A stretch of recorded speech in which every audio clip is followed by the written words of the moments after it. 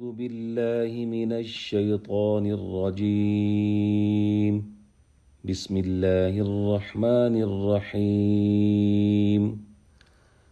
فإن آمنوا بمثل ما آمنتم به فقد اهتدوا وإن تولوا فإنما هم في شقاق فسيكفيكهم الله وهو السميع العليم. صدق الله العظيم. اعوذ باللہ من الشیطان الرجیم. بسم اللہ الرحمن الرحیم. رب اشرح لی صدری ویسر لی امری واحلل عقدۃ من لسانی یفقہوا قولی. تمام سننے والوں کو السلام علیکم.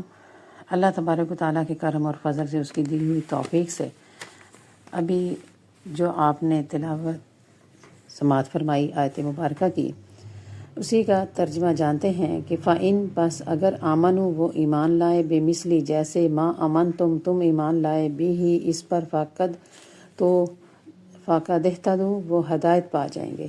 فَإِن تولوا اور اگر انہوں نے منہ پھیرا، فَإِنَّمَا تو بے شک ہم وہی فی شقاق وہ ضد میں ہیں، فَسَيَكْفِيكَهُمْ پس ان قریب آپ کے لیے ان کے مقابلے میں کافی ہوگا اللہ، وَهُوَ اور وہ سمیع سننے والا ہے، علیم جاننے والا ہے. پس اگر وہ یوں ہی ایمان لائے جیسا کہ تم لائے، پھر تو وہ ہدایت پا گئے، اور اگر منہ پھیریں تو وہ نری ضد میں ہیں، اور اے محبوب ان قریب اللہ ان کی طرف سے تمہیں کفایت کرے گا، اور وہی سنتا ہے اور جانتا ہے. صراط الجنان میں مفسر فرماتے ہیں اسی آیت مبارکہ کی تفسیر کے بارے میں کہ یہودیوں نے کیا کہا تھا کہ یہودی ہو جاؤ ہدایت پا جاؤ گے، عیسائیوں نے کہا تھا کہ عیسائی ہو جاؤ ہدایت پا جاؤ گے. اللہ سبحانہ و تعالیٰ نے فرمایا کہ یہ نہیں، بلکہ یہ لوگ یعنی جو صحابہ کرام ہیں تمہاری طرح وہ ایمان لے آئیں تو یہ لوگ ہدایت پا جائیں گے. تم ان کی طرح ہو جاؤ نہیں، یہ تمہاری طرح ہو جائیں تو ہدایت پا جائیں گے. اس طرح اس سے صحابہ کرام رضوان اللہ اجمعین کی عظمت کا بھی پتہ چلا اور ان کے ایمان کا بھی. اللہ سبحانہ وتعالیٰ نے معیار بنا دیا.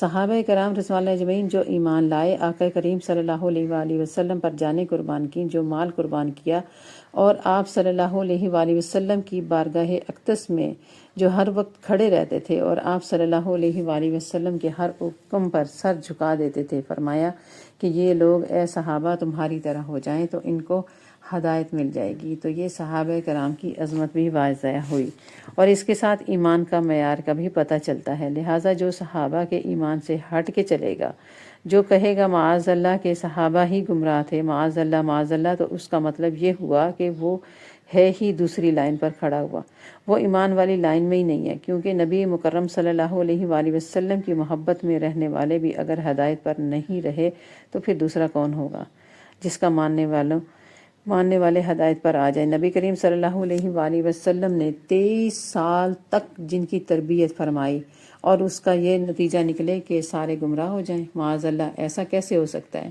تو لہٰذا صحابہ کرام رضوان اللہ اجمعین کی عظمت اور صحابہ کرام کے ایمان جو ہے وہ دین کا معیار ہے. الحمدللہ ہمارا عقیدہ بھی یہی ہے. تدبر القرآن میں مفسر اسی آیت مبارکہ کے بارے میں فرماتے ہیں کہ اب یہاں پہ بھی یہ اشارہ فرما دیا گیا کہ تم اس کی مثل ایمان لاؤ، پس جیسے تم ایمان لائے تو پھر وہ ہدایت پا جائیں گے. تو اس پر یہودیوں اور عیسائیوں کو مسلمانوں کی مثل ایمان لانے کا حکم ارشاد فرمایا کہ اگر اس طرح ایمان لے کر آتے ہیں تب ان کو ہدایت ملے گی، ورنہ ہدایت نہیں ملے گی.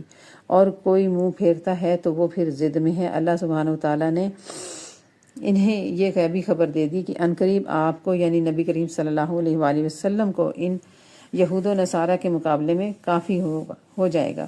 اور ایسا ہی ہوا کہ ہمارے نبی کریم صلی اللہ علیہ وآلہ وسلم نے تبلیغ فرمائی. جنہوں نے انکار کیا وہ بنو قریظہ وغیرہ بنو نذیر کو وہاں سے ذلیل کر کے مدینہ شریف سے نکال دیا گیا، اور ان میں سے بعض کو قیدی ہوئے اور بعض جو تھے وہ جزیہ اور ٹیکس دینا پڑا. تمام معاملات یہ ان کے سامنے آئے. اور عمدۃ البیان میں مفسر اسی آیت مبارکہ کے بارے میں فرماتے ہیں کہ ایمان کا معیار صحابہ کرام رضوان اللہ اجمعین کو قرار دیا گیا کہ اس ایمان کی مثل جو ایمان میرے نبی کریم صلی اللہ علیہ وآلہ وسلم کے صحابی لائے ہیں تو ایسا ایمان لانے والا ہدایت یافتہ ہوگا۔ اسی طرح کی آیت مبارکہ سورۃ بقرہ کے آغاز میں بھی گزری ہے کہ جس میں فرمایا کہ جس طرح یہ لوگ ایمان لائے ہیں اسی طرح ایمان لاؤ، تو یہاں پہ بھی یہی فرمایا گیا کہ میرے نبی کریم صلی اللہ علیہ وآلہ وسلم کے صحابی رضی اللہ تعالیٰ عنہم ایمان لائے ہیں تو اسی طرح ایمان لائیں۔ تو پتہ چلتا ہے کہ قرآن کریم میں